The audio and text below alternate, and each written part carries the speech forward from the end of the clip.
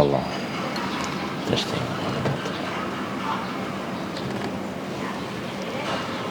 Alhamdulillah.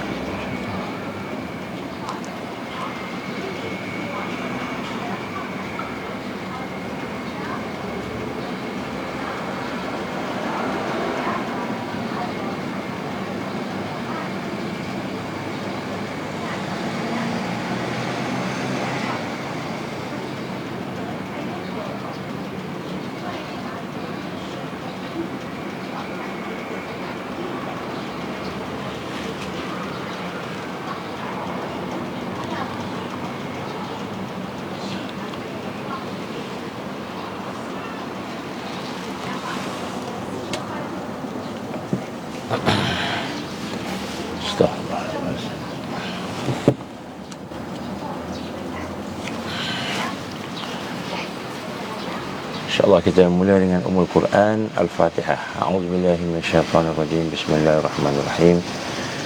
Alhamdulillahi Rabbil Alamin. Ar-Rahmanirrahim. Maliki yaumiddin. Iyyaka na'budu wa iyyaka nasta'in. Ihdinas siratal mustaqim. Siratal ladzina an'amta 'alaihim ghairil maghdubi 'alaihim waladdallin. Amin. A'udzubillahi as-sami'il 'alim minasyaitonir rajim. Bismillahirrahmanirrahim. Innal hamdalillah nahmaduhu wa nasta'inuhu wa nastahdihi wa nastaghfiruh wa na'udzu billahi min shururi anfusina wa min sayyiati a'malina may yahdihillahu fala mudilla lahu wa man yudlil fala hadiya lahu.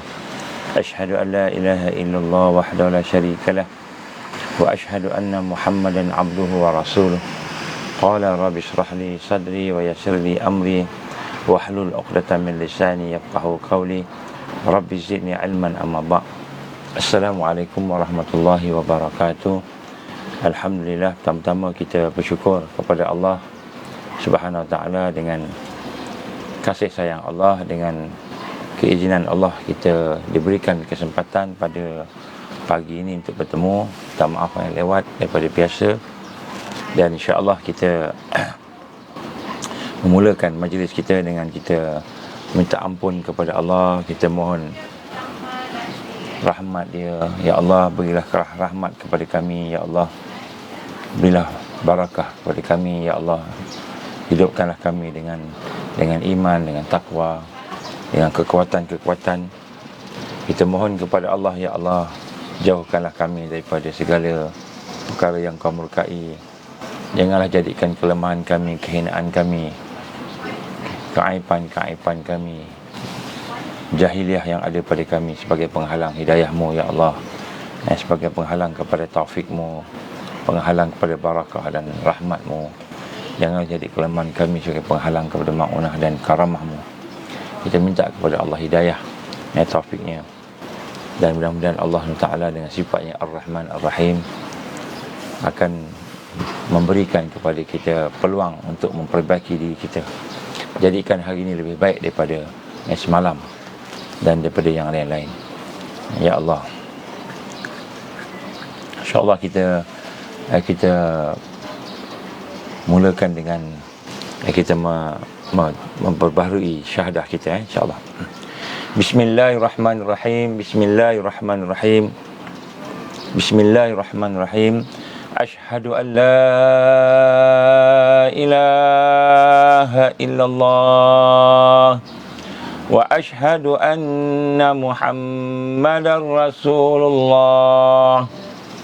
Ashhadu an la ilaha illallah wa ashhadu anna Muhammadar Rasulullah.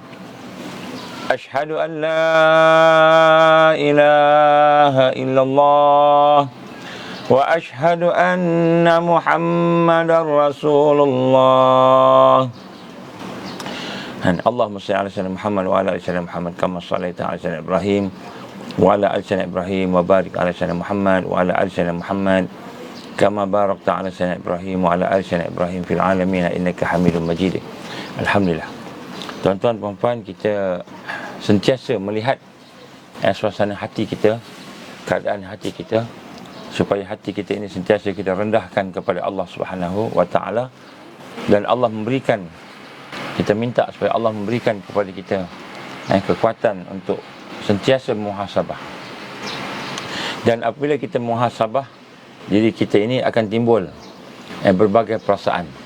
Antaranya perasaan menyesal dalam hati kita tentang dosa kita, kelemahan kita. Kita menyesal tentang kelalaian kita, maka kita minta ampun kepada Allah. Kita memperbaharui azam kita, kita istighfar, kita tunduk pada Allah, kita rendahkan lagi diri kita kepada Allah Subhanahu Wa Taala. Dan kadang-kadang bila kita bermuhasabah, melihat suasana hati kita ini, maka kita akan timbul dalam perasaan malu kepada Allah Subhanahu Wa Taala. Maka malu ini, rasa malu kepada Allah menuntut untuk kita berbuat sesuatu dengan keadaan hati kita ini. Jadi kalau orang malu, biasanya dia diam, wajah-wajahnya pucat, dan apabila datang malunya itu pada Allah, maka dia tunduk, dia diam, dia berfikir. Dan malu, apabila kita bermuhasabah, itu adalah antara sifat yang paling tinggi, lebih tinggi daripada takut dan harap. Malu kepada Allah, kalau Allah melihat kita ini sedang berbuat sesuatu yang dosa, maksiat, sesuatu yang tak baik, ataupun kita buat sesuatu yang haram. Dalam kita melaksanakan kehidupan kita ini, dalam solah, ketika kita sembahyang biasa tu, maka antara perasaan yang menguasai hati mereka yang berfikir, yang membesarkan Allah tadi ialah perasaan malu. Jadi di dalam kita, kehidupan kita ni, untuk kita menghayati malu itu, maka kita nak kena merasakan bila kita tengok nikmat Allah bagi pada kita, bila kita tengok sesuatu yang ada di atas muka bumi ini, maka kita akan melihat kesempurnaan. Penciptaan Allah tu maha sempurna. Maha sempurna. Allah cipta dengan yang terbaik lah. Yang rosak-rosak tu, yang tak elok-elok tu, itu manusia. Manusia yang menyebabkan perkara itu rosak. Maka bila kita melihat suasana kehidupan kita yang penuh dengan kekurangan, taksir, kita kurang, kelemahan kita dalam beribadah kepada Allah, dan kita bila mengetahui saja kelemahan kita, mungkin kita ada buat dosa ataupun kita ada buat satu yang tak elok, maka kita melihat kelemahan kita itu dengan satu perasaan takut dan harap. Takut, kita berhenti, jangan buat dah, dan berharap kita meningkatkan kita punya amalan kita dengan harapan tadi. Dan kemudian kita lihat, apabila kita melihat keaiban-keaiban kita itu, dengan takut dan harap tadi itu, terlepas itu ialah malu kerana bagaimana hak-hak Allah Subhanahu Wa Taala itu telah kita cacatkan dengan keaiban kita. Malu bagaimana nafsu itu menjadi ikutan kita, dan malu bagaimana ikhlas kita yang tidak sempurna. Jadi bila kita mengetahui kekotoran-kekotoran itu masuk dalam kehidupan kita, maka dan kita mengetahui pula Allah Subhanahu Wa Taala Maha Besar, maka daripada malu itu timbullah munajat.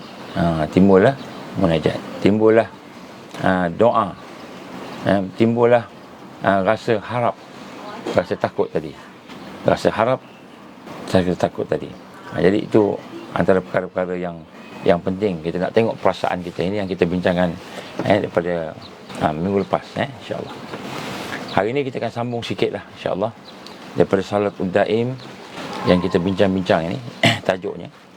Dan solat ad-daim yang kita nak sama-sama melihat ialah sebenarnya dalam hidup kita ni, kesempurnaan hidup kita ini ialah apabila kita melahirkan akhlak dan adab, akhlak dan adab yang karimah, yang mulia. Dan di sinilah bagaimana sesungguhnya solat ad-daim itu yang kita nak lakukan, yang kita telah bincang, iaitu kita nak berada dalam keadaan yang sentiasa bersama dengan Allah, rendah diri pada Allah, suasana hati tadi.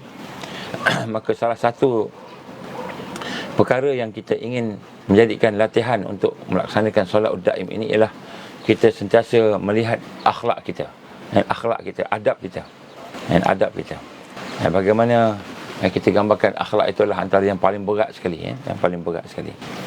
Jadi kita nak melihat balik apa yang pernah saya sampaikan, iaitu berkenaan dengan pembinaan akhlak karimah ini, yang sesuai dengan solatul daim itu dia akan melahirkan akhlak. Jadi orang yang duduk dalam tarbiyah, orang yang duduk di dalam dakwah Rasulullah SAW, dalam perjuangan jihad, dia tidak hanya cukup dengan akidah sahaja yang bersih.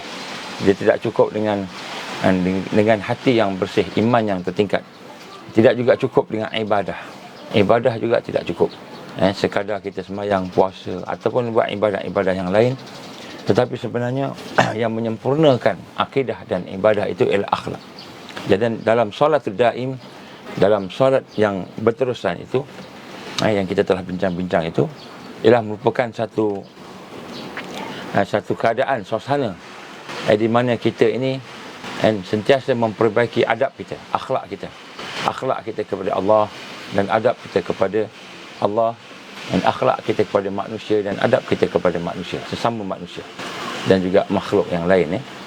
Maka telah berkata Abu Sulaiman Ad-Darani rahimallah, daripada Fuddal bin Iyad rahimallahu ta'ala, sebenarnya tidak sampai daripada orang-orang yang sampai di kalangan kami.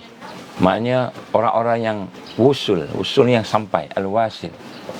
Apakah maksud al-wasil ini? Orang yang sampai ini bukanlah fizikalnya sampai, tetapi hatinya telah sampai kepada satu suasana hati itu, merasakan bahawa segala yang ada di alam ini, semua yang ada dalam itu tidak ada hakikatnya. Kita pun tak ada. Ini perasaan hati, bukannya fizikal. Fizikal kita nampak, orang, langit, gunung, kita nampak semua. Tapi hati kita rasa hakikatnya tidak ada, melainkan diadakan oleh Allah. Jadi Allah saja yang ada, macam itu. Jadi bila Allah yang ada, dia dah ada sifat-sifat yang maha agung, dia ada perbuatan yang maha sempurna.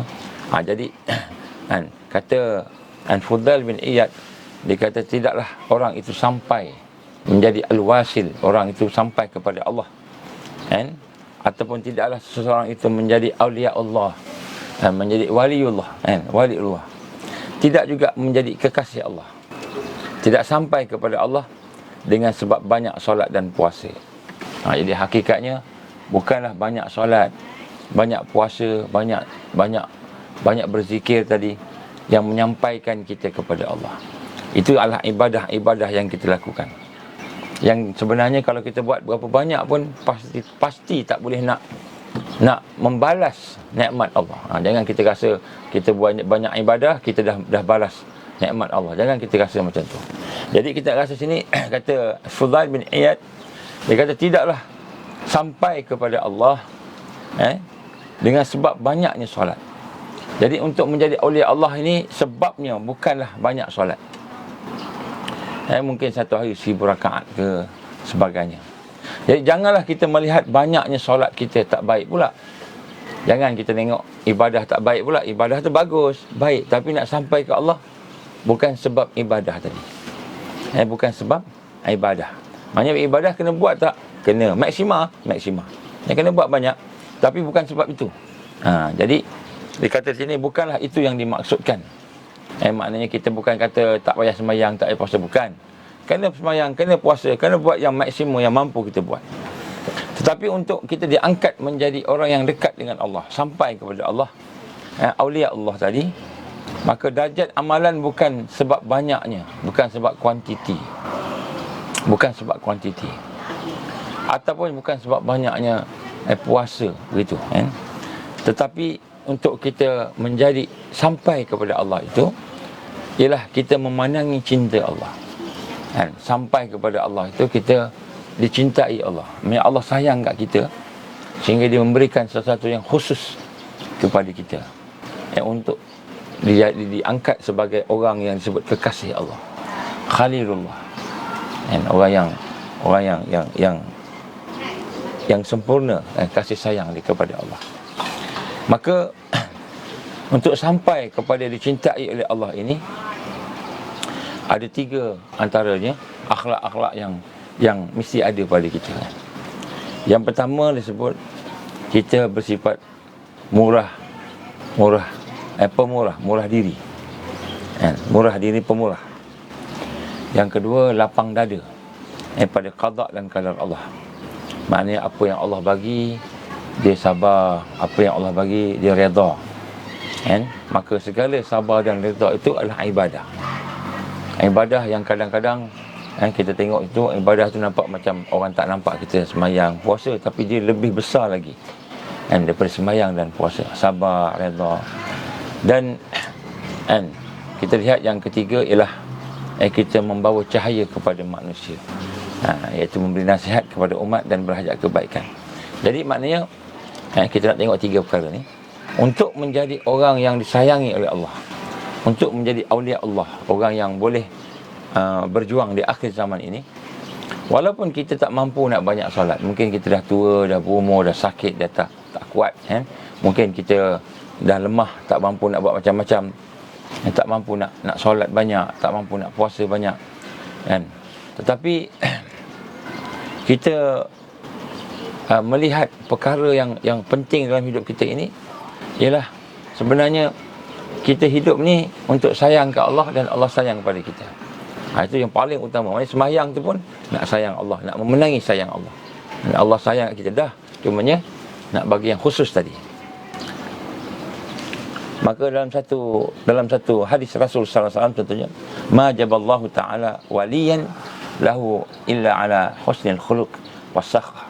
Jadi Rasul sallallahu alaihi wasallam menggambarkan Allah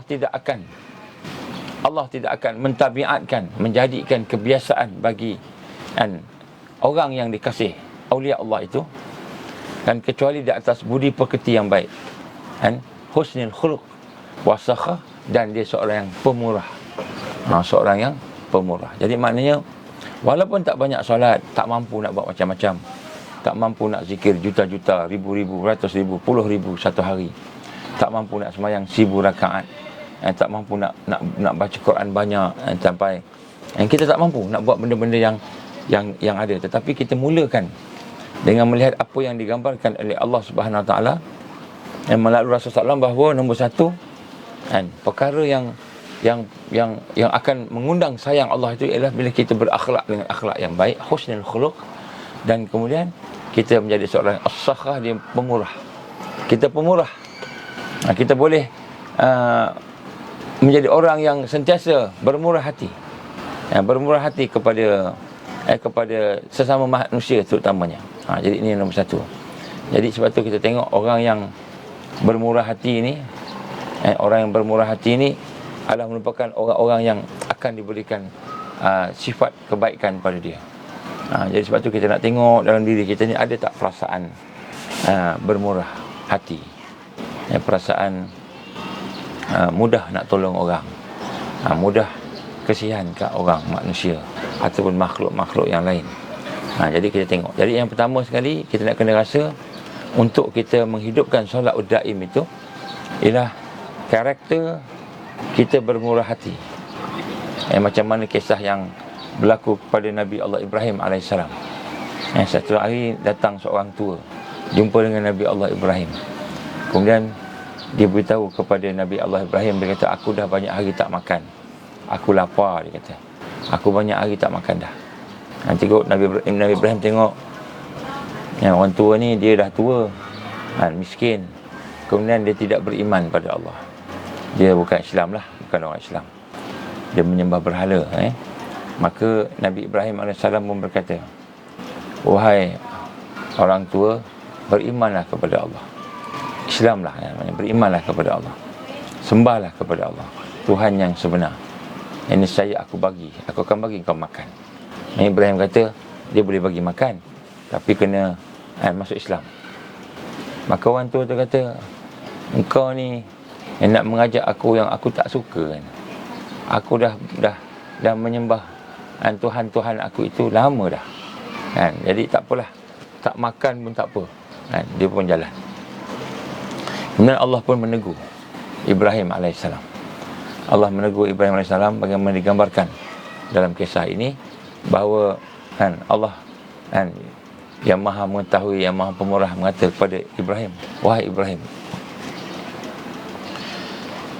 kenapa engkau tidak bersifat kasih sayang pada dia, tidak bersifat pemurah kasih sayang pada dia. Dia telah menyembah berhala, menyembah Tuhan yang lain, mensyirikkan Allah tadi, berpuluh tahun,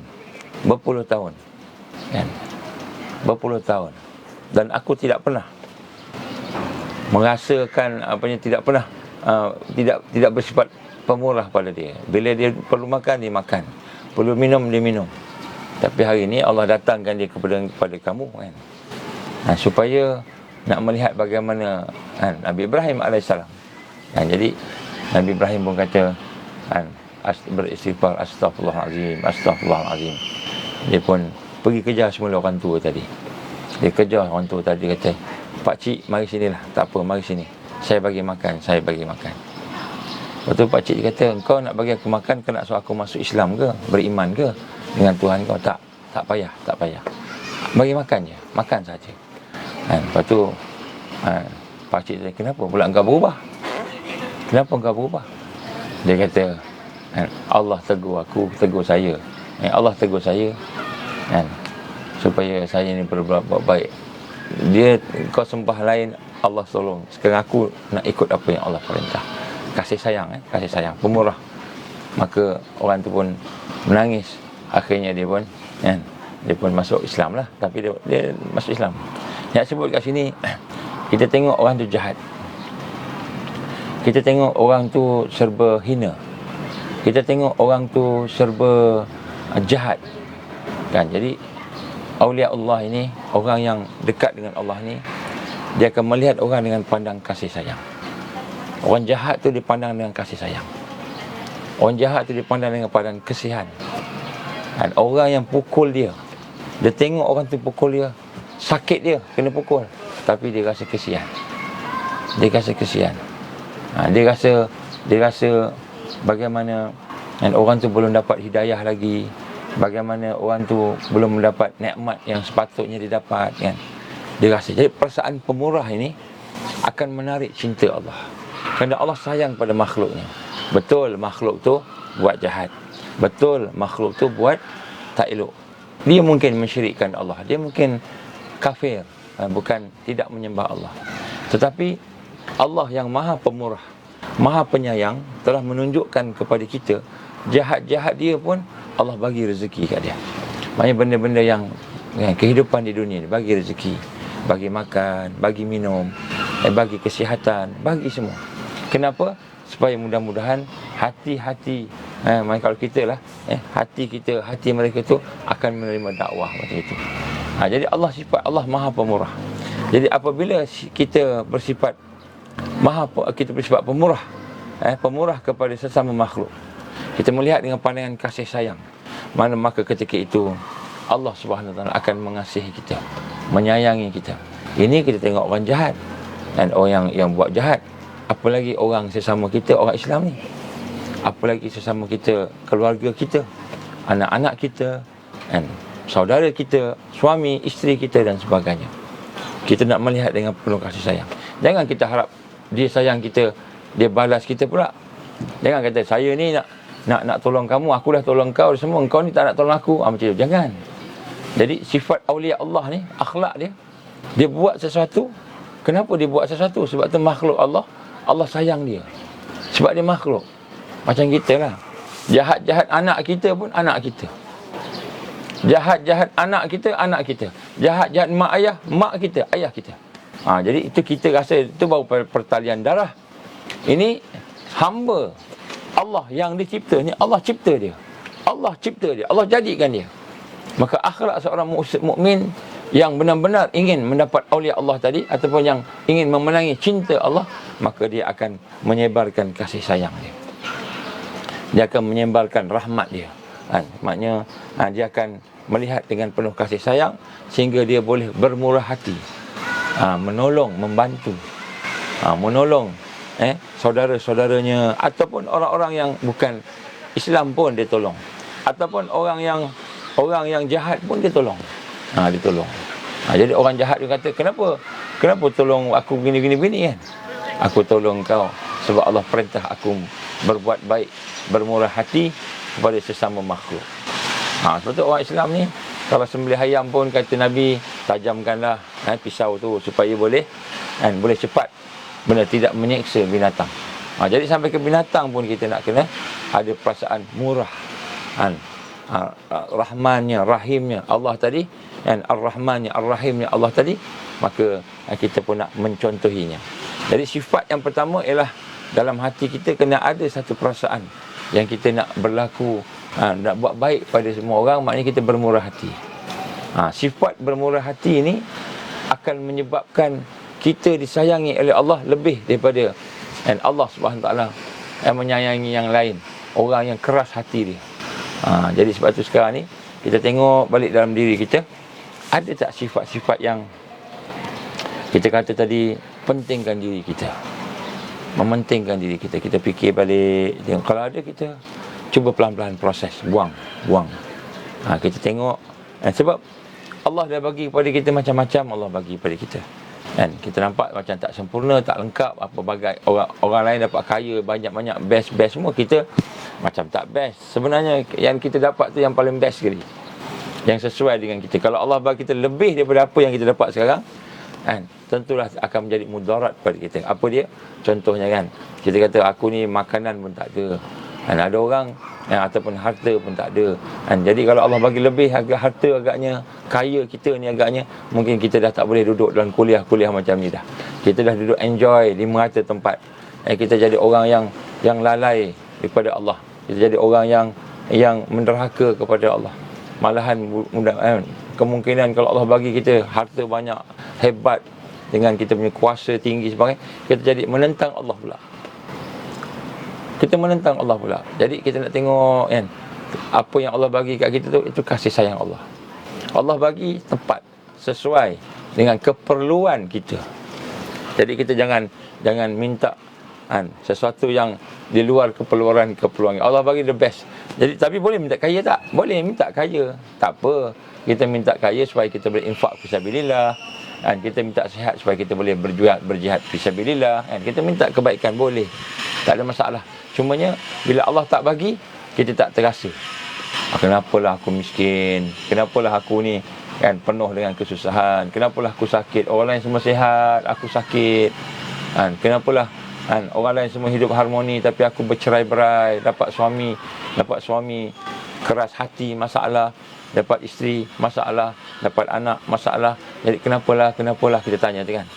Jadi kita tidak merasai sifat pemurah Allah, pemurah yang Ar-Rahman Ar-Rahim tadi. Bila kita tak rasa, maka kita mulalah tidak boleh bersyukur pada Allah, dan akhirnya apa jadi? Kita pun kufur, ya'zubillah min zalik. Jadi kita nak tengok apa yang orang yang awliya Allah ni dalam keadaan nak melaksanakan salatul daim itu, maka dia akan melihat diri dia. Dia melihat diri dia, dia melihat kasih sayang Allah. Allah sayang ke aku. Ni Ar-Rahman Ar-Rahim ni. Allah Ar-Rahman, Allah Ar-Rahim. Maka kita melihat orang lain pun juga dengan perasaan Rahim kita, Rahman kita, perasaan kita sayang, kasih, pemurah. Jadi rupa-rupanya orang yang suka tolong orang pemurah ni, maka orang inilah yang akan disayangi oleh Allah. Jadi hari ini kita lihat orang belajar Islam, mula dapat Islam, mula faham Islam, mula tahu tentang akhir zaman, mula tahu tentang fikrah Islam, kepahaman Islam, dia berlaku keras kepada orang. Dia marah mak dia. Mak ni apalah, ibu ni apalah, ayah ni apalah, tak faham kita ni akhir zaman. Dia berkeras, sikap dia keras, memaksa orang ikut dia, sehingga akhirnya berlakulah jurang hati tu berlaku, tak boleh nak dakwah dah lepas tu orang tu pula makin jauh daripada Allah. Jadi ini kita kena tengok balik. Saya pun nak tengok muhasabah saya juga, semua sama-sama kita melihat kepada sifat murah hati tadi. Kerana awliya Allah, Nabi gambarkan bagaimana yang digambarkan dalam hadis tadi, ma jaballahu ta'ala waliyan lahu illa ala husnil khuluq was sakhah. Maknanya kata Nabi apa? Sallallahu alaihi wasallam, al-hadis, atau kama Rasul sallallahu alaihi wasallam, Allah tidak akan menjadikan, mentabiatkan, mensifat seorang aulia Allah itu, seorang yang menolong agama Allah, seorang yang berjuang perjalanan Allah, seorang yang dekat dengan Allah tadi itu, kecuali dia ada padanya husnul khuluq. Husnul khuluq iaitu budi pekerti, akhlak yang baik, dan juga wasakha iaitu dia pemurah. Jadi Allah Nabi sebut husnul khuluq, husnul khuluq ni berakhlak baik, wasakha dan pemurah. Pemurah. Pemurah ni apa? Pemurah ni banyak benda lah. Bukan bagi orang makan je pemurah. Tak. Pemurah ni contohnya juga, apabila orang buat jahat kat kita, kita maafkan dia. Pemurah. Pemurah namanya orang buat tak elok kat kita, kita balas baik kat dia. Itu pemurah. Orang kacau dia, dia sabar. Itu pemurah. Dia tak doakan keburukan pada orang tu. Itu pemurah. Jadi pemurah ni dia sesuatu yang special.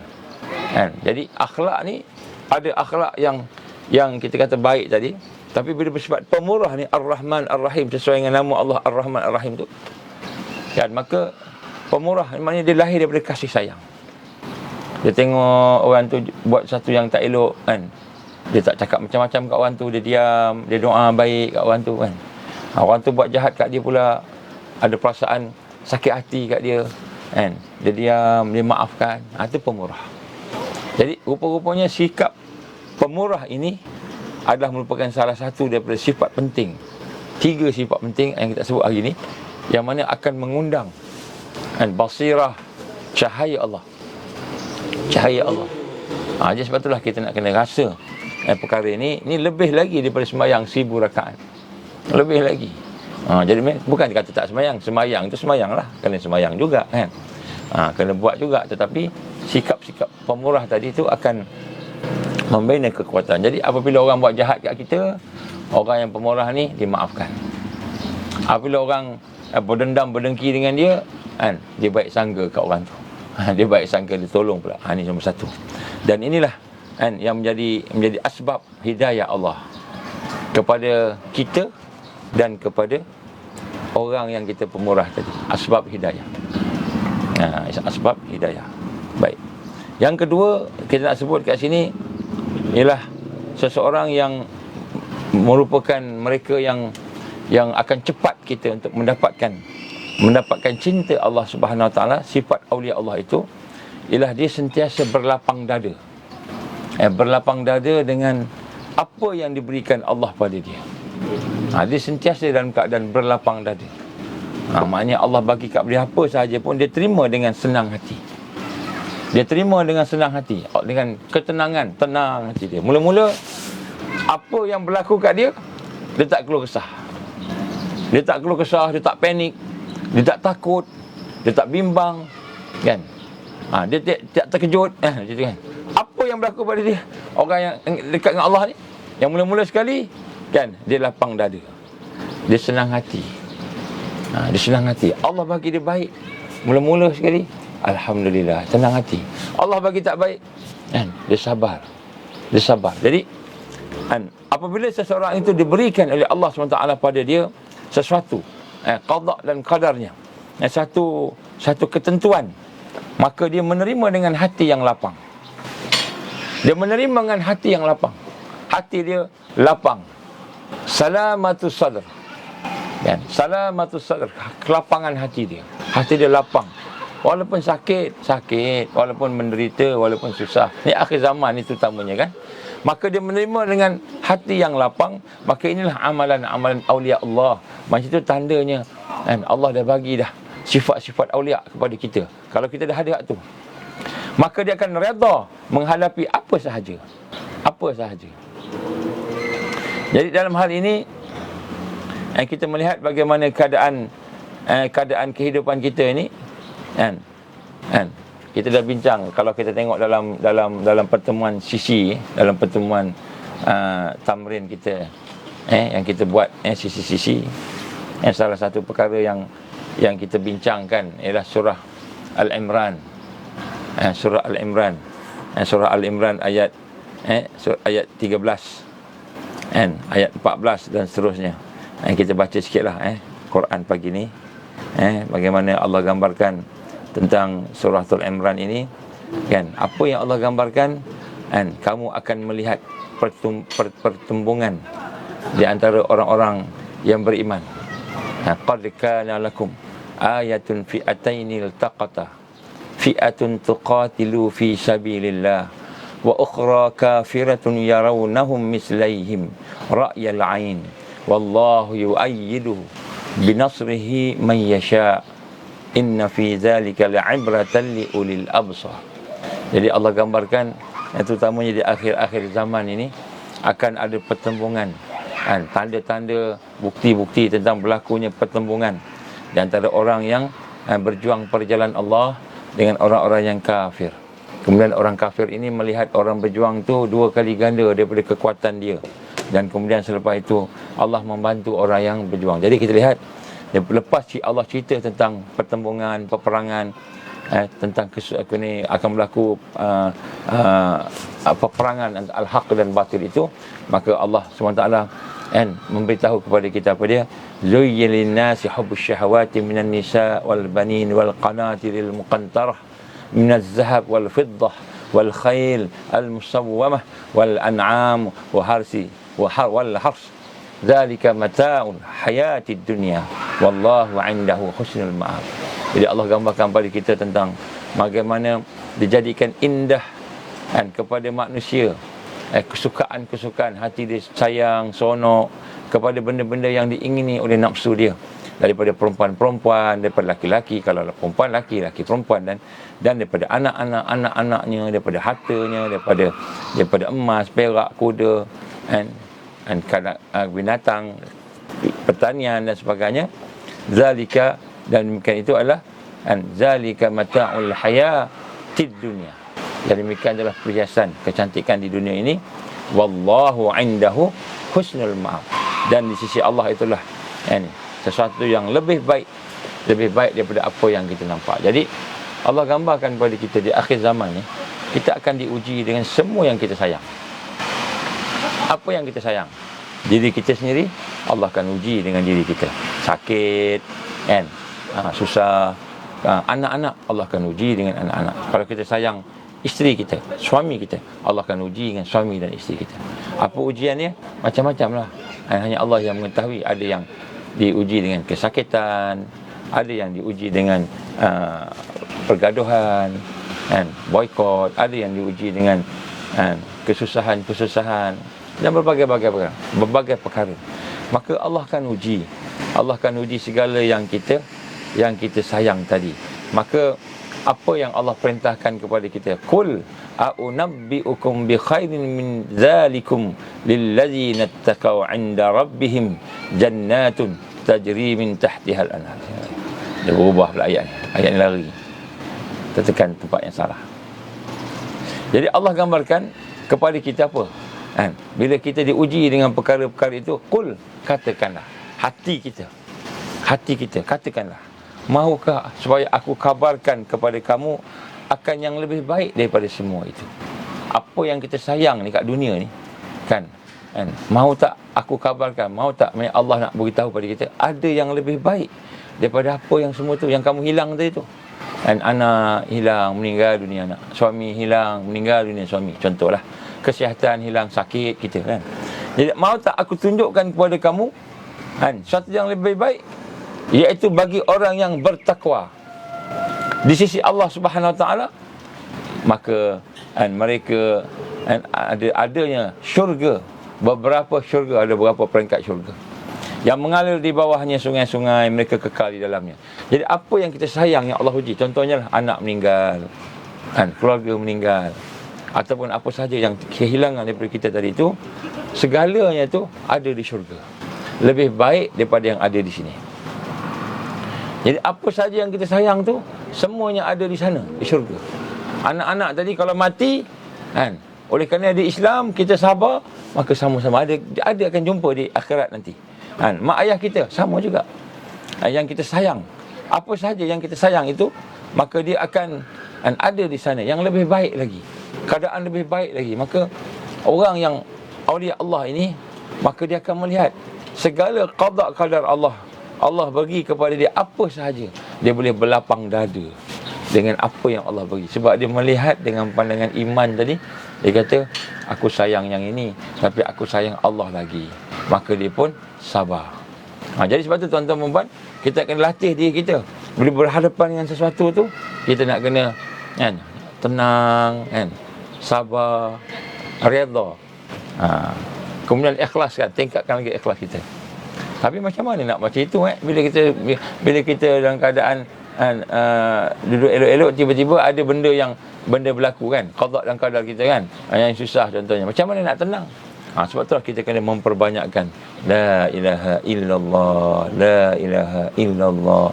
Jadi la ilaha illallah, la ilaha illallah, ataupun zikir-zikir yang lain tu, semua tu kita mesti bertafaul dengan zikrullah. Apa maksud bertafaul dengan zikrullah? Kita menjadikan dia sebati. Jadi zikir ni bukan baca sekali-sekali. Zikir ni baca sebati dengan kita, sehingga setiap saat tu dalam keadaan zikir. Bila kita dalam keadaan berzikir tadi, setiap saat berzikir, ingat Allah, merasai bersama Allah. Contohnya kita dah bincang lah sebelum-sebelum ni kan. Maka datang sesuatu pada kita, kita ingat Allah dulu, maka hati kita lapang dada, hati kita salamatu sadr dengan qada dan qadar Allah. Kalau kita terputus daripada zikrullah, memang kita terkejut lah macam-macam lah. Tapi kalau kita dengan Allah tadi, jadi macam mana nak latih berzikir sepanjang masa ni? Jadi salah satunya dengan lidah. Kita sebutlah lidah kita, la ilaha illallah, la ilaha illallah kan, kita sebut. Minta air sikit, nak tunjuk sikit. Saya nak tunjuk minum air. Itu. Tak apalah, boleh lah. Okay. Bismillahirrahmanirrahim. Tak apa.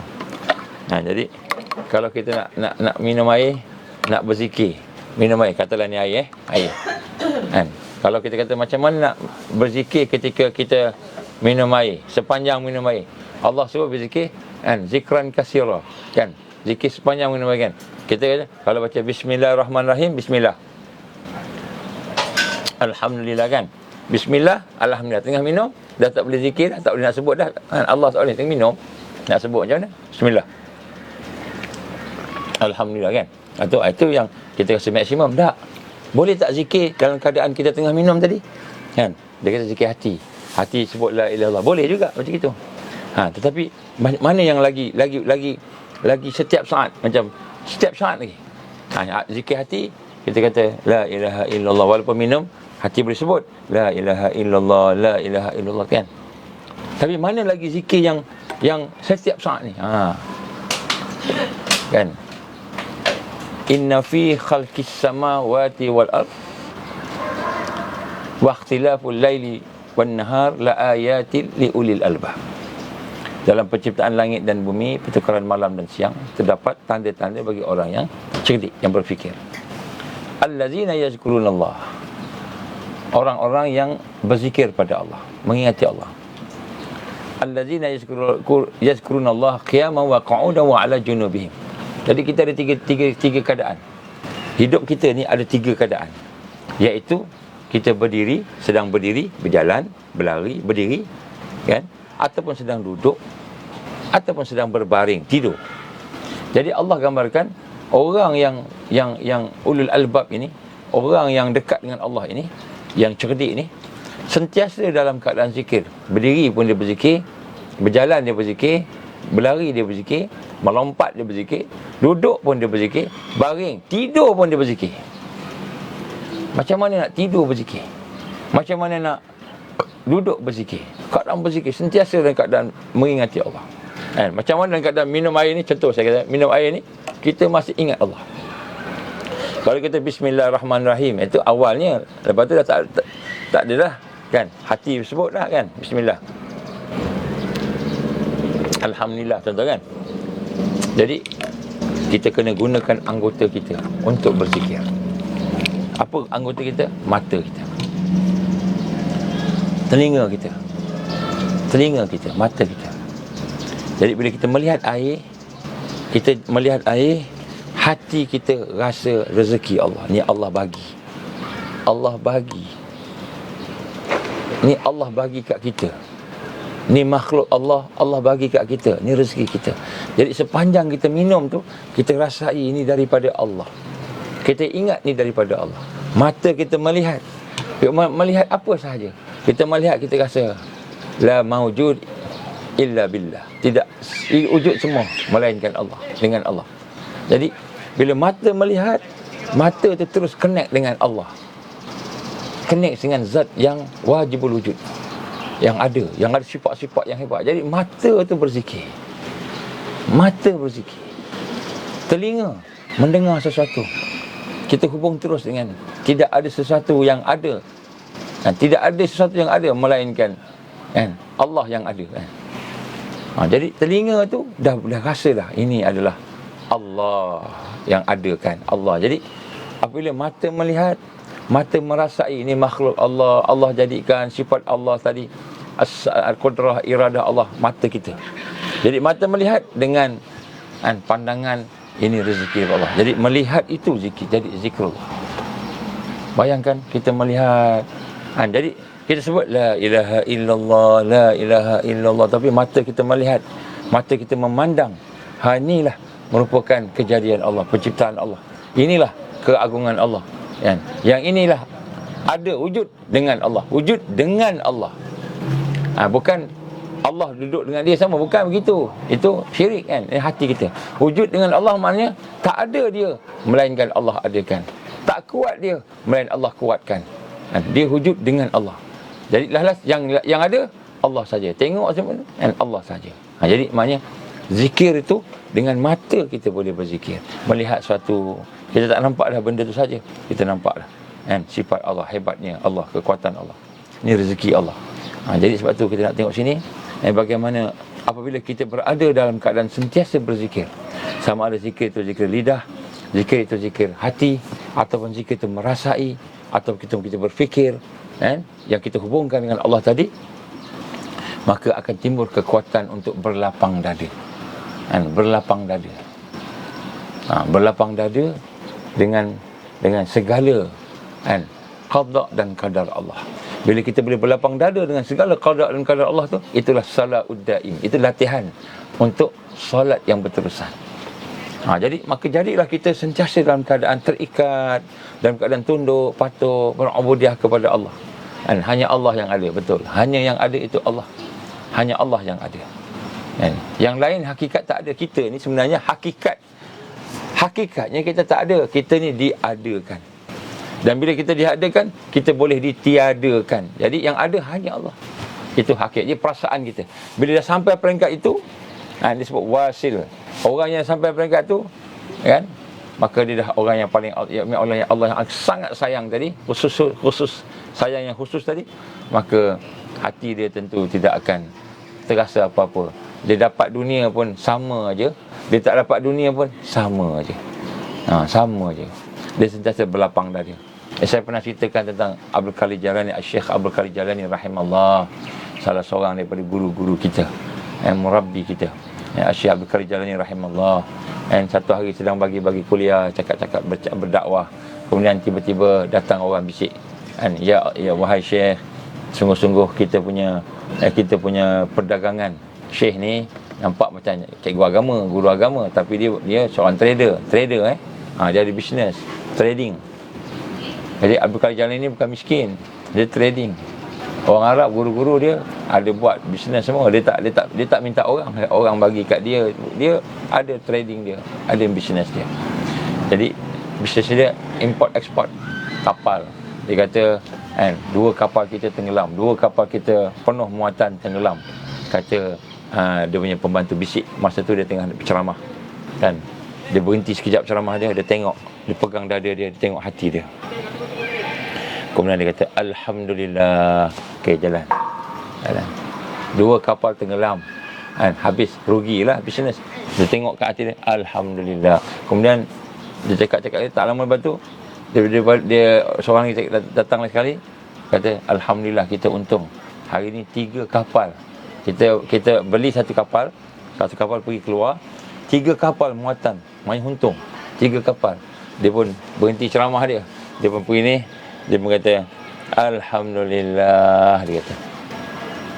Jadi dia tanya oleh murid dia, Syekh, kenapa masa rugi tu kata Alhamdulillah?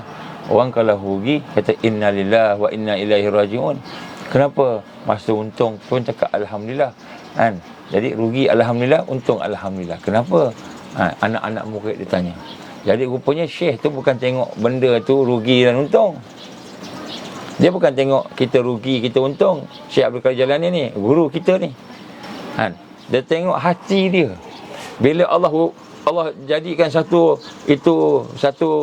kerugian, kesakitan, qada tu yang kita kata, yang kita kehilangan dunia ni, dia cek hati dia. Hati dia rasa sedih tak? Hati dia rasa terganggu tak? Hati dia rasa risau tak? Hati dia rasa bimbang tak? Hati dia rasa takut tak? Maka dia tengok hati dia, tak ada perasaan apa-apa pada kehilangan dunia tadi. Walaupun yang hilang tu banyak, 2 kapal besar berisi penuh muatan. Dia tengok bila hatinya tidak terkesan dengan kehilangan dunia tadi, maka dia sebut Alhamdulillah. Maknanya hati dia tak terikat dengan dunia. Bila dia dapat pula untung, 3 kapal masuk, untung banyak. Kan, dia tengok hati dia, bukan tengok kapal tadi. Jadi sebutan Alhamdulillah tu bukan rujuk kepada apa yang Allah bagi dengan apa yang Allah ambil. Bukan rujuk kepada kita kehilangan atau kita dapat penambahan nikmat. Tapi dia tengok hati. Adakah hati tu rasa seronok tak? Rasa suka tak? Rasa gembira tak? Rasa bangga tak dengan dapat dunia tadi, tambah untung? Dia tengok hati dia tak rasa gembira, hati dia tak rasa suka, hati dia tak rasa nikmat, tak rasa bahagia dengan kapal tadi. Maka dia kata Alhamdulillah. Sebab hati dia dah terputus dengan, hatinya terputus dengan dunia. Tapi fizikalnya, kehidupannya, dia buat trading, dia buat berniaga, dia buat usaha, dia buat macam-macam, tapi terputus. Ini sifat awliya Allah. Sifat orang yang diberikan oleh Allah satu keadaan hatinya terkesan dia dengan Allah melebihi daripada terkesan dengan yang lain-lain. Dunia ni, makhluk lain terkesan. Bila hati tu boleh diputuskan dengan dunia tadi, dia nampak yang itu Allah SWT lah sebenarnya yang lebih penting, maka disebut Alhamdulillah, Alhamdulillah. Dia kata, aku syukur ke Allah, hati aku tak rasa sedih bila aku rugi dan tak rasa seronok bila aku untung. Ini satu benda yang susah tak? Susah, tak susah. Tapi kita nak kena dapat cahaya Allah. Dapat cahaya Allah. Kadang-kadang kan kita kata, minta maaf lah, kadang-kadang kita sebut apa? I love you pada isteri kita, pada suami kita, I love you. Kita pun I love you, sama-sama I love you kan. Jadi kita train diri kita nak sayang isteri, sayang suami. Kita train lah nak sayang anak kan. Kita terlupa nak sayang Allah. Terlupa nak sayang Allah. Jadi hati kita ni nak letak pada Allah. Jadi nampak macam tak ada perasaan kan. Oh, ni tak ada perasaan. Orang tak ada perasaan ni kan, tak ada hati ni. Bukan dia tak sayang isterinya, suaminya sayang. Dia akan bimbing, dia akan jaga, dia akan buat. Tapi sayang pada Allah terlebih. Dia sayang pada Allah, tak payah cakap. Aku sayang ke Allah lebih, cakap kan kita punya anak kan. Cakap, tak payah cakap. Kita action kita tengok. Ya sebab tu salatul daim ini, solah yang berterusan ni, kita nak kena check balik sampai ke situ. Jadi orang yang boleh berlapang dada dengan qada dan qadar Allah, maka dia tu adalah orang yang disayangi, dicintai oleh Allah Subhanahu wa taala. Jadi solatul daim ni kita nak latih hati kita begitu. Jadi macam saya sebut tadi, macam mana kita nak latih hati kita begitu? Latihannya kena banyakkan zikrullah. Kena banyakkan zikrullah. La ilaha illallah, la ilaha illallah tu kan bukanlah sekadar sebut aja, tapi kita nak sampai peringkat kita rasai. Macam yang saya sebut dalam Zoom, dalam Zoom yang lepas kan, macam mana kita perlu ada merasai perbuatan Allah, merasai sifat Allah, merasai nama dan zat Allah, merasai. Jadi kita timbul pula perkataan macam mana dengan, sebab kita kena bezakan. Ada orang kata macam mana kita nak rasa begitu kan, perkara yang zahir. Syariat yang zahir. Syariat yang zahir maknanya sembahyang ada syariatnya zahir. Yang hakikat tu ialah yang batinnya. Jadi kita tengah sebut tentang hakikat. Perasaan adalah dalam hati kita. Dia bukan kat luar, kat dalam hati kita. Jadi dalam hati ni itu perasaan kita. Itu yang sebenarnya perasaan kita. Dalam hati itu perasaan kita. Itu perasaan kita. Jadi yang luar Allah perintah buat amal yang soleh, buat yang baik, tolong orang, kan, jauhkan benda yang Allah larang. Itu perbuatan. Kenapa? Itu syariat. Jadi apa yang kita buat yang baik, taat pada Allah, tinggalkan yang maksiat dan mungkar. Itu adalah jalan-jalan nak dekat dengan Allah. Tapi dia punya natijah dia perasaan. Sebab tu boleh kata zikrullah ni contohnya la ilaha illallah. Kita ingat macam biasa, tak ada apa. Sebenarnya tuan-tuan dan puan, kalau kita tengok Nabi kata apa? Tajdid iman kamu, perbaharui iman ataupun hati kamu. Maka Rasul gambarkan macam mana ya Rasulullah, kamu banyakkan zikir la ilaha illallah. Jadi rupa-rupanya sekali kita sebut la ilaha illallah, la ilaha illallah, 2 kali dah kan, la ilaha illallah 3 kali. Sekali sebut tu ada cahaya, Allah bagi cahaya, Allah bagi kekuatan, lembut hati kita dibukanya lagi. Jadi lagi banyak kita sebut, hati kita terkesan. Macam kita makan, kan, kita dah lemah tak makan, dah beberapa hari tak makan, mungkin makannya tak kuat, tiba-tiba kita makan, baru rasa energi sikit kan, ada energi sikit, minum air ada energi sikit. Jadi kita makan, minum itu untuk fizikal, tapi hati kita nak dibersihkan, iman kita nak ditingkatkan. Bila kita zikir la ilaha illallah, itu dah akan membina kekuatan. Jadi sebab tu kena banyak. Sampaikan saya kata tadi, zikir tu mula-mula dengan huruf la ilaha illallah dan dengan bunyi. Sebab tu tidak ada huruf dan tidak ada bunyi. Dengan hati, tidak ada huruf, tidak ada bunyi, la ilaha illallah dalam hati. Kemudian dengan tidak ada sebutan, tidak ada apa, kita dengan perasaan pula, rasa ni dia akan pergi kepada anggota badan. Bila kita rasa sayang ke Allah, kita rasa kehebatan Allah, pergi ke mata melihat kebesaran Allah, mata melihat kasih sayang Allah, mata berzikir. Telinga mendengar dengan perasaan tadi, telinga mendengar, telinga berzikir. Tangan nak buat sesuatu, tangan berzikir. Sebab perasaan tadi tu telah diikat dengan Allah. Bila perasaan diikat dengan Allah, apa sahaja yang berlaku di atas kehidupan kita, dia jadi zikrullah. Jadi dia jadi zikrullah, maknanya setiap saat tidur jadi zikrullah. Bukan tidur zikrullah, yang tidur kita sebut la ilaha illallah, la ilaha illallah, lidah kita tak. Lidah tak sebut la ilaha illallah dah, maknanya sudah tidur. Kan? Hati boleh sebut tak? Hati boleh sebut. Yang lebih hebat lagi, rasa. Jadi apa yang berlaku dalam tidur tu zikrullah. Kan? Allazina yazkurunallaha qiyaman wa qu'udan wa ala junubihim. Kan? Junubihim, berbaring, tidur tu dengan zikrullah. Maksudnya hati itu berzikir, ataupun hati itu bila dia ada perasaan tu telah meresap dalam hati dia, lubuk hati dia tadi, maka tangannya berzikir, mata berzikir. Bila mata bangun saja buka mata, tak sempat lidah nak sebut alhamdulillah, tak sempat lidah sebut alhamdulillah, mata dah berzikir dulu dah. Mata dah nampak dah kebesaran Allah, dia dah rasa dah sifat Allah, dah rasa dah asma Allah, dan merasai ketundukan ubudiah kepada Allah. Lidah tak sempat sebut alhamdulillahillazi ahyana ba'dama amatana wa ilaihin nusyur, tak sempat sebut. Mata buka, mata dah zikir dah. Telinga mendengar, telinga zikir 24 hours, setiap saat zikir. Macam mana zikir tadi? Bila hati telah kita latih dengan zikrullah tadi, dia sampai ke perasaan. Jadi setiap perasaan yang ada dalam hati kita ni, naluri fitrah tadi, dia akan pergi ke anggota-anggota badan kita, ke setiap sel, setiap atom, jisim, jirim yang ada dalam badan kita, semuanya akan bergegar dengan perasaan berzikir, rasa, ingat Allah, bersama Allah. Maka jadilah bangun dia, duduk dia, baring dia, zikir. Sedar dia, tidur dia, zikir. Jadilah dia orang yang sentiasa berzikir, sentiasa berubudiyah, sentiasa mengagungkan Allah Subhanahu Wa Taala. Ini kekuatan latihan. Ya, kita kena latih. Mula-mula lidah dululah, kena latih. Jadi apabila kita berada dalam keadaan begitu, datang qada qadar yang elok, kita syukur ke Allah, alhamdulillah. Datang qada qadar yang tak elok, kita syukur ke Allah juga. Sebab yang memberi kesan kita bukan dunia, yang memberi kesan kita ialah Allah.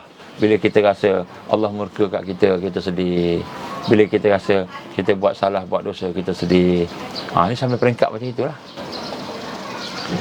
Peringkat macam itu. Jadi ini adalah latihan. Ini sifat kedua. Jadi sifat kedua awliya Allah itu sebagaimana yang digambarkan oleh para ulama kita ini, yang diurai daripada hadis-hadis Nabi tadi, ialah kita berlapang dada. Jadi yang pertama tadi apa? Pemurah. Berakhlak baik, pemurah. Yang kedua, berlapang dada dengan qada dan qadar. Yang ketiga apa?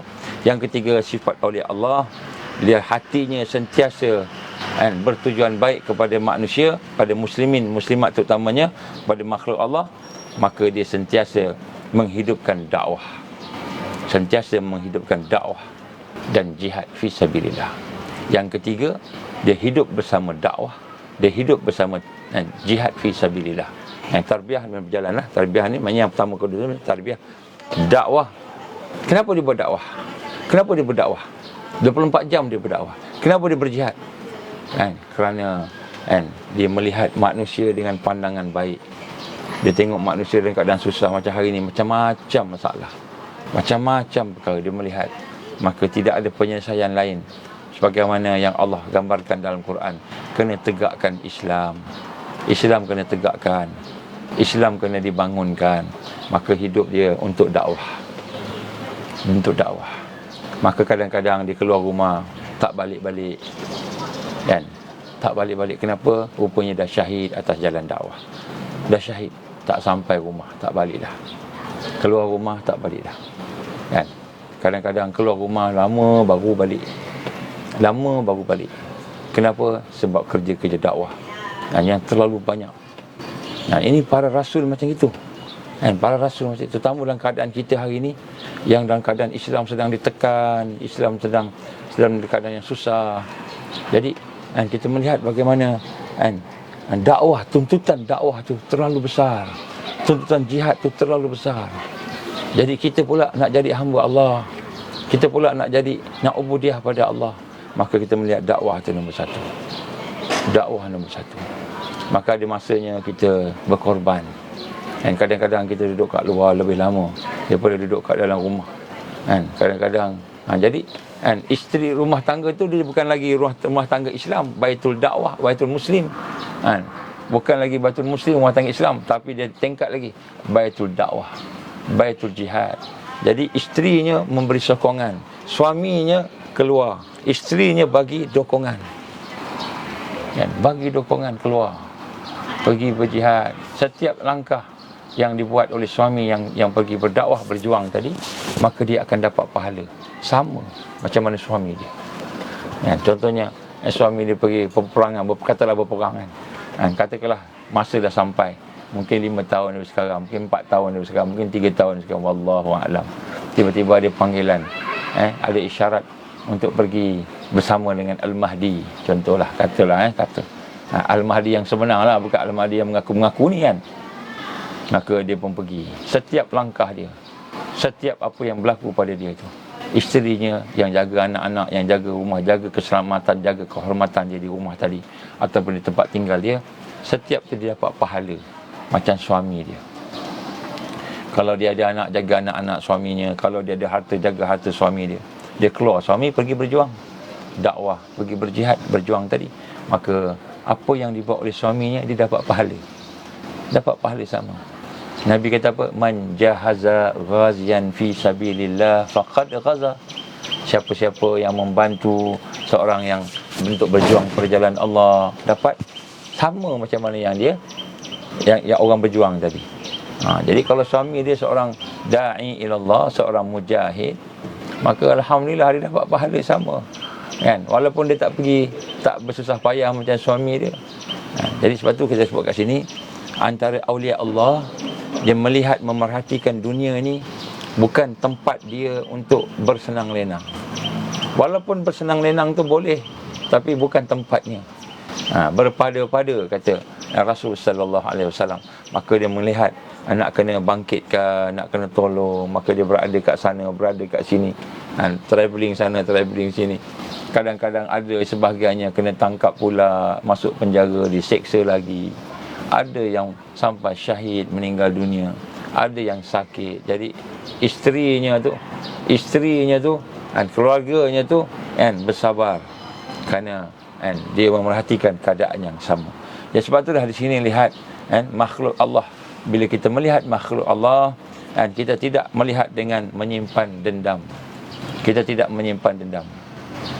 Kita tidak menyimpan dendam. Kita tidak ada berhajat buruk. Contohnya kita sebut nama KJ, jangan kita niat buruk kat dia. Tak boleh. Orang awliya Allah, dia tengok, dia marah, boleh marah lah, cakap lah. Mungkin dia cakap sesuatu yang salah, kita kena sebut lah benda yang salah tu, kan. Tapi dendam tak ada. Jangan dendam dengan dia, jangan dengki dengan dia, jangan hajat buruk pada dia. Doa yang baik-baik, kan. Jadi dia tidak suka orang dapat rugi, kan. Jadi rupa-rupanya idaratul syar ni, iaitu kita berkehendakkan keburukan kepada orang atau makhluk tadi, itu sebahagian daripada dosa hati. Sebahagian dosa hati. Jadi apa lagi dia nak mengumpat orang, apa lagi dia nak fitnah orang, tak kira lah orang tu Islam ke, orang tu kafir ke, tak kira, kan? Maka dia akan sentiasa berada dalam keadaan berkehendakkan kebaikan kepada kaum muslimin dan muslimat. Kaum muslimin muslimat dia nak buat baik. Jadi bukan macam orang politik. Minta maaf lah, semalam duk cerita pasal politik. Cerita pasal politik, kita nak dedahkan keburukan kepimpinan supaya orang tak ikut, supaya orang sedar, kan. Kita dedahkan sedikit sebanyak keburukan sistem supaya orang faham sistem Islam yang terbaik, kan. Jadi kita bukan bantai orang-orang yang tertentu sebagainya, kan. Ya, sebut kat sini kita tidak ada iradatus syar. Kalau ada iradatus syar itu dosa. Apa iradatus syar ni? Kita hajat buruk pada orang. Padan muka dia. Jangan sebut padan muka dia. Jangan sebut padan muka dia. Geram aku, kan. Padan muka dia. Jangan sebut. Itu maknanya iradatus syar. Iradatus syar ni bila kita berhajat sesuatu yang buruk berlaku pada seseorang. Yang ni dosa tak? Dosa hati dia panggil. Dosa hati. Jadi kita kena melihat seorang awliya Allah, maka dia sentiasa berhajatnya, hatinya sentiasa berhajat kebaikan kepada makhluk Allah, terutamanya kepada muslimin dan muslimat, lebih-lebih orang Islam. Maka dia pun melakukan kerja. Apa keluarnya latihan tadi? Dakwah, jihad. Maka dia melakukan kerja-kerja dakwah, jihad, keluar membina kekuatan ummah. Kadang-kadang letih dia, tertidur kat sana, tertidur kat sini. Kadang-kadang sakit dia, kadang-kadang, jadi itu korban. Jadi kita nampak sakit dia, sebagainya. Kita nak suruh dia sihat, kan, tapi rupanya dia sakit tu sebenarnya memang Allah nak ampunkan dosa dia, kan. Orang yang berjihad ni kadang-kadang Allah bagi. Saya tengok ramai kawan-kawan, kan, kalau kawan-kawan dekat Malaysia ni banding kawan dekat luar negara. Kat Malaysia ni kawan-kawan yang betul-betul berjuang ni, Allah bagi ujian kat dia macam-macam. Kadang-kadang sakit, kadang-kadang diuji dengan sakit gaut, kan. Kadang diuji dengan sakit kanser sebagainya. Diuji sebab tak masuk penjara. Kat sini tak masuk penjara. Kat sana penjara. Dekat Arab kena penjara, kena seksa. Sini tak masuk. Kat Malaysia tak ramai orang masuk penjara, kan. Tapi Allah uji juga sakit tu. Sebab Allah nak bagi sama orang yang kat sini dengan orang kat sana. Bukan tak exercise. Bukan tak makan, tapi sakit juga. Kenapa? Allah nak bagi dia naikkan darjat dia. Jadi yang ketiga ni sifatnya lah awliya Allah ini hatinya sentiasa berhajatkan kebaikan kepada makhluk. Maka dia pun tidak ada simpan dendam, tidak dengki-dengki, tidak suka orang berlaku jahat kepada orang. Dan akhirnya dia pun buat dakwah pada orang. Berdakwah ni bukanlah paksa orang masuk Islam, bukanlah paksa orang pergi masjid. Tak. Dakwah ni ialah kita membawa manusia kepada Allah dalam keadaan yang paling hikmah, sesuai dengan bahasa dia, sesuai dengan kemampuan dia. Jangan kita buat sesuatu sehingga orang tu rasa paksa, akhirnya dia melawan kita pula, dia lari. Dia kena ada apa? Kena ada hikmah, dia kena ada seni. Dakwah ni kena ada seni. Jadi dalam hati dia tidak mahu buat susah pada orang. Dia tak mahu buat susah pada orang. Tidak mahu orang celaka, mencelakakan orang. Jadi ini hatinya mahukan kaum muslimin tenang-tenang, senang, bahagia. Dia melihat yang itu, maka dia pun melatih diri dia supaya kebaikan itu menjadi malakah pada dia, daging, darah daging dia. Jadi melihat orang, dia nak cuba macam mana lah nak tolong dia, macam itu. Tengok orang macam mana nak dekatkan dengan Allah, macam mana nak bangkitkan kebangkitan. Jadi kita tuan-tuan perempuan, kita nak kena dah.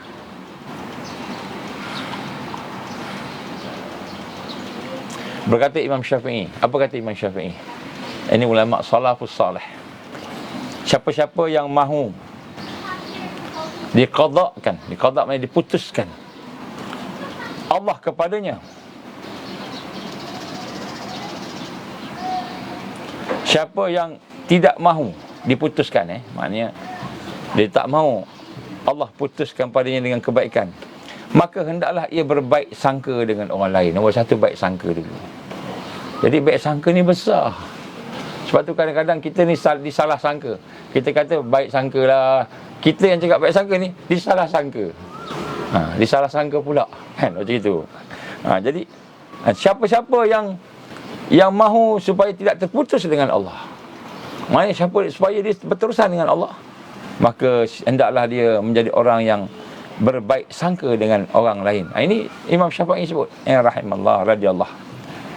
Dan hendaklah dia jadi orang yang baik, yang saleh, yang sentiasa berbaik sangka dengan orang lain. Husnul zan. Jadi maknanya kita berlaku husnul zan dengan seseorang. Orang marah kat kita, kita husnul zan dengan dia. Orang suka kat kita, kita husnul zan dengan dia. Maka apabila berlaku husnul zan ini, tidak terlepas daripada 3 amalan tadi. Tidak terlepas daripada 3 akhlak tadi. 3 akhlak tadi, kan, tidak terlepas. Memberi nasihat kepadanya, kepada dia, kan, kemudian menghendaki baik kepada dia, kita hajat dia berlaku baik pada dia, kan. Misalnya jika ada seorang duduk depan rumah kita, ataupun seorang itu melakukan sesuatu yang buruk, bila seorang melakukan sesuatu yang buruk, maka kita pun kata dengan dia, kamu ni begini, jangan buat ni, nanti rugi. Kita keluarkan ucapan itu dengan niat yang baik. Kita bagi ucapan dengan dia, maknanya kita tengok orang tu, kita bagi nasihat kat dia. Dengan yang baik.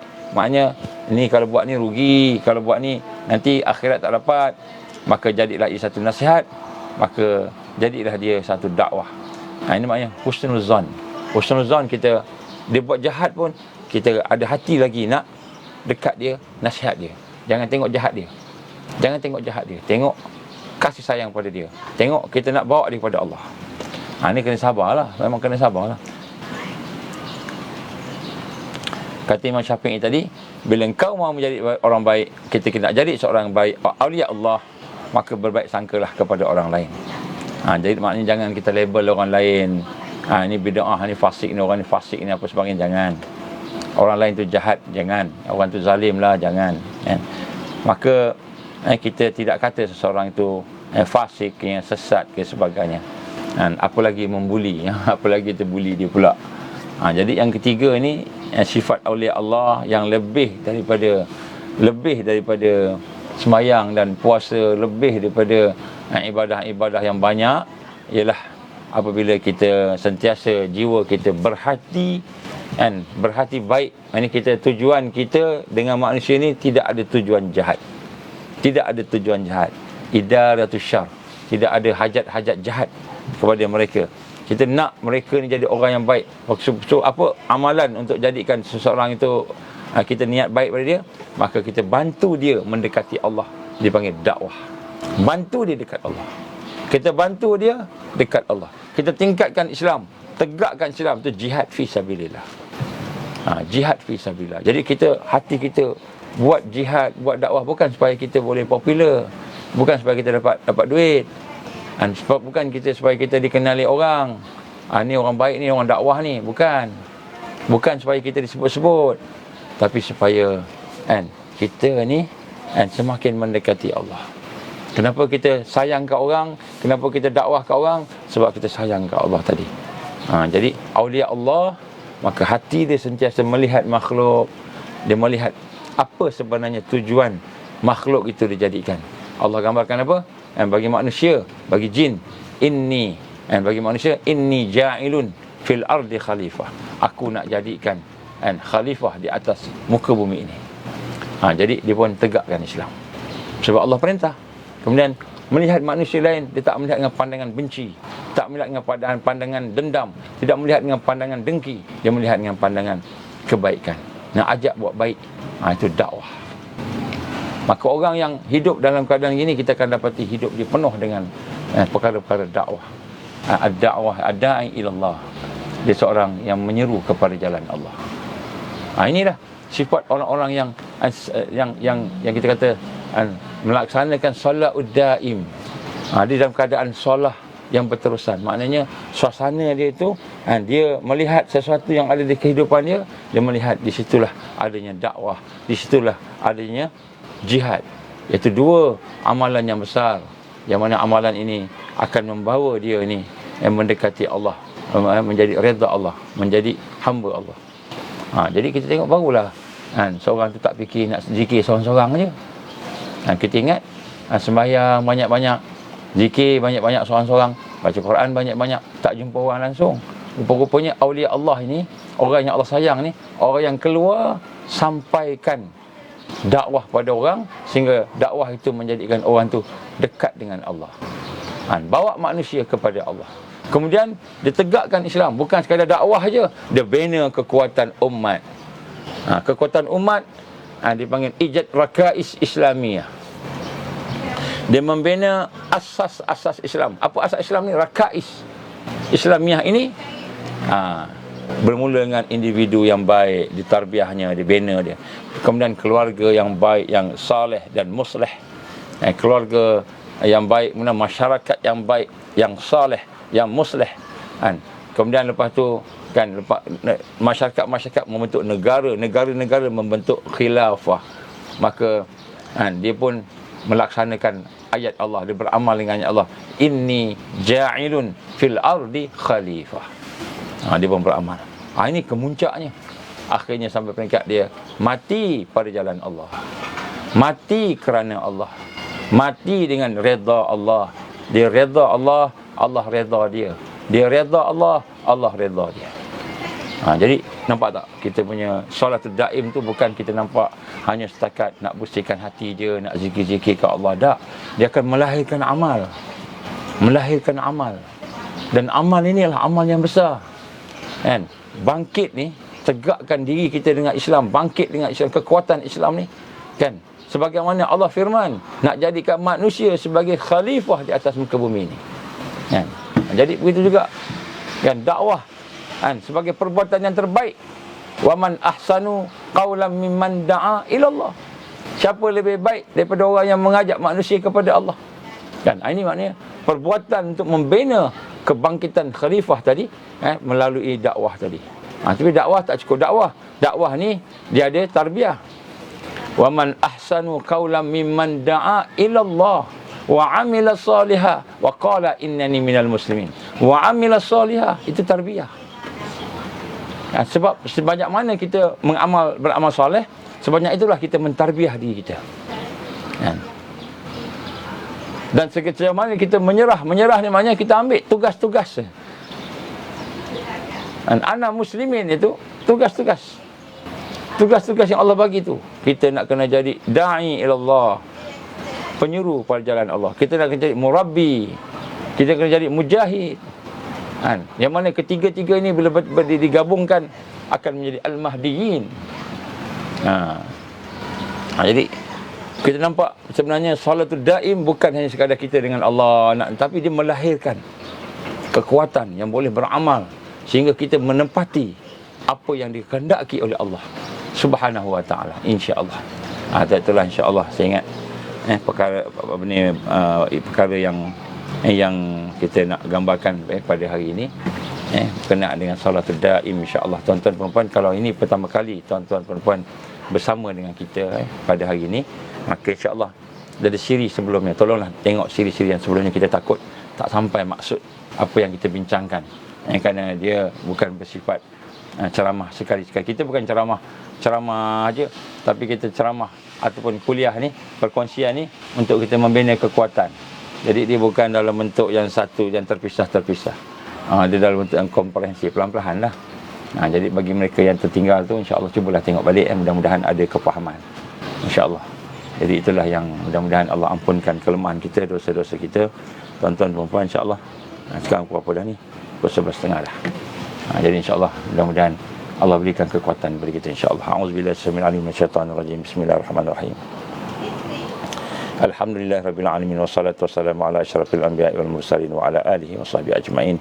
Allahumma innaka ta'lamu anna hadhihi alqulub qad istamat ala mahabbatik wa taqat ala ta'atik wa tawahadat ala da'watik wa ta'ahadat ala nusrati syariatik, fasikillahumma rabitataha wa adimuddaha wa hdiha subulaha wa amla'aha binurika allazi la yakhbu wa syrah suduraha bi faidil iman bik wa jamil tawakkul alaik wa ahyiha bi ma'rifatik wa amita ala syahati fi sabilik. Ya Allah, innaka ni'mal maula wa ni'mal nasir.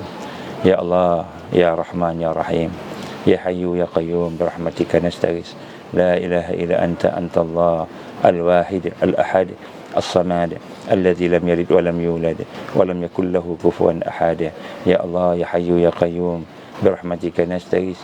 Allahumma ja'alna minal mu'minina haqqan, Allahumma ja'alna minal muttaqina haqqan, Allahumma ja'alna minal muhsinina haqqan, Allahumma ja'alna minal muqarrabin, Allahumma ja'alna minal wasilin, Allahumma ja'alna minal arifin, Allahumma ja'alna minal muhibbin, Allahumma ja'alna minal siddiqin wa syuhada'i wa salihin, Allahumma ja'alna minal mahdiyin.